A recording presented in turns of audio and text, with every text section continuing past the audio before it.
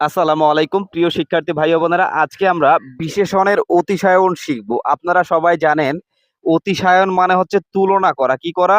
তুলনা করা, তাই না? এই তুলনাটা আমরা একজনের সাথেও করতে পারি, অনেকজনের সাথেও করতে পারি। এই ব্যাপারটাই আজকে আমরা আলোচনা করব। তো বিশেষণের অতিশায়ন আসলে ২ ভাবে হয়। একটা হচ্ছে ২ এর মধ্যে অতিশায়ন, বা আমরা বলতে পারি ২ জনের মধ্যে তুলনা, আবার হচ্ছে বহুর মধ্যে অতিশায়ন বা বহুজনের মধ্যে তুলনা। তার মানে ২ এর মধ্যে অতিশায়ন বলতে আমরা বুঝি যে ২ জনের মধ্যে তুলনা হবে। বহুর মধ্যে অতিশায়ন বলতে হচ্ছে বহুর মধ্যে তুলনা হবে। আমরা একটু উদাহরণের মাধ্যমে শেখার চেষ্টা করি। সবার আগে এই জায়গাটাতে একটু তাকান যে বাঘের চেয়ে সিংহ বলবান। তার মানে ২ জনের মধ্যে তুলনা করা হচ্ছে।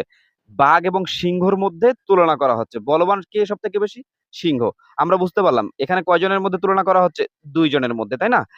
এখান থেকে আমরা তার পরেরটাতে চলে আসি। এখানে আপনারা দেখব হচ্ছে যে পশুর মধ্যে সিংহ সর্বাপেক্ষা বলবান, তাই না? তার মানে